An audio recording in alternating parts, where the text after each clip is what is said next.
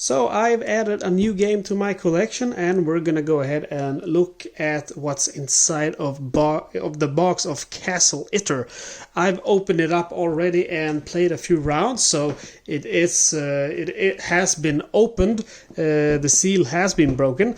This is Castle Itter, The Stranger's Battle of World War II. It's part 2 of David Thompson's Valiant Defense series, or you could even call it part 1 basically, because this was a print and play game before Pavlov's House was released, but it was released as a boxed game after Pavlov's House, and I guess I would probably call it a part 1 because Pavlov's House has some more options than Castle Itter, or I don't know if you should call it options, but it has the operational level and so on, while Castle Itter mainly has the, I guess you would call it the tactical level. Anyway, that's the front of the box.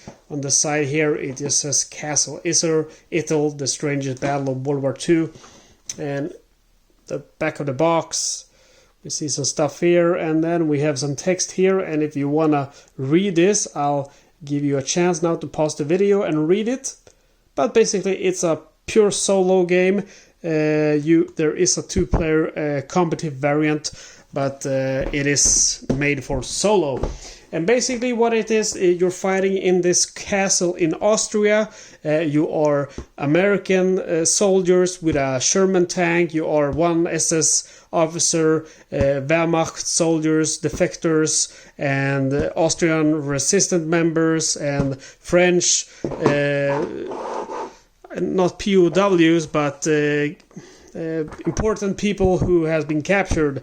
And we have a very nice rule book here with very nice colored examples and pictures, and I found it very easy to learn this game. One of the few games where I only had to read the rules just once to learn the game. And then we have these helpful things. And we have, of course, a bunch of counters. So we have our counters for our soldiers, and again we have our different nationalities. Here we have French guys, politicians and tennis players and so on, and we have some German guys here, and then we have this famous guy who turned resistant member, and we have our Americans and our SS officer and so on and so forth. Very interesting to see this mix of men in your unit. And then we have the attackers, which will attack you with mortars, and they will attack you with a bunch of scouts, which you can see here. They will also attack you with many riflemen. And you can see this it's the SS emblem of the SS guys attacking the castle. Also attacking with machine gunners and with Sturms. You will also get a bunch of these wooden blocks if you want to replace any of those counters with blocks instead. You get some dice. You might want to look out. I got one, never happened before, but I got one defective dice with this game, which were missing some black dots, so I was playing very strange games until I discovered it. We got our suppression tokens, which you can recognize from Pavlov's House, and interrupt tokens, or I think they're called maybe something else, but bad tokens. You have your action tokens, defensive tokens, and command tokens, and ammunition token for loading the gun. And these aren't included, those are my tactical papers. We have our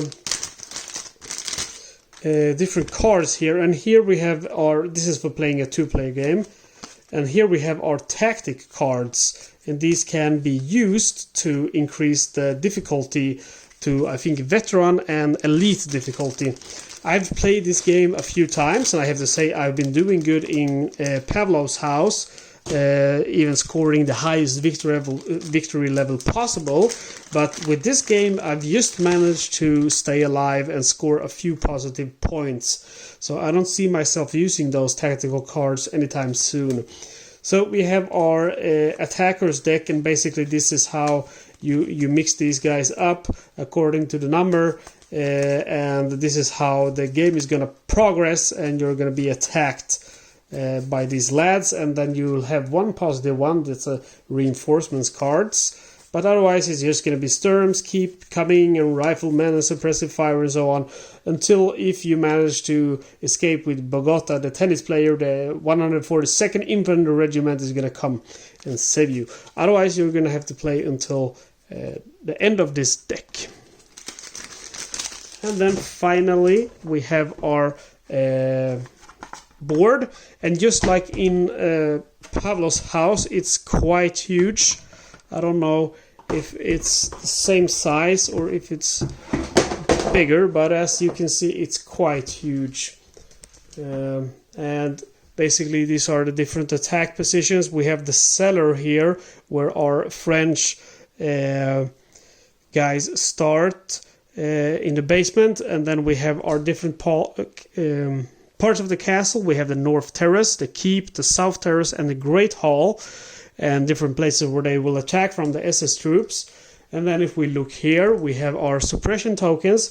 This is a little bit different than Pavlo's house. You don't keep them in the middle here of the house. You actually keep them here in different colors, which I think is a nice touch. You have the gatehouse here, which is also a defendable position. And then you have Besotten Jenny. And I'll try to zoom in here for you guys. And you can see there's actually a little cute Sherman tank over there, where you're going to be manning with at least, or at maximum 4 people. I usually have 4 people in there, and then I might try to escape once the Panzerfaust start hitting. Anyway, guys, that's all of it. That's what's included in Pavlo's house.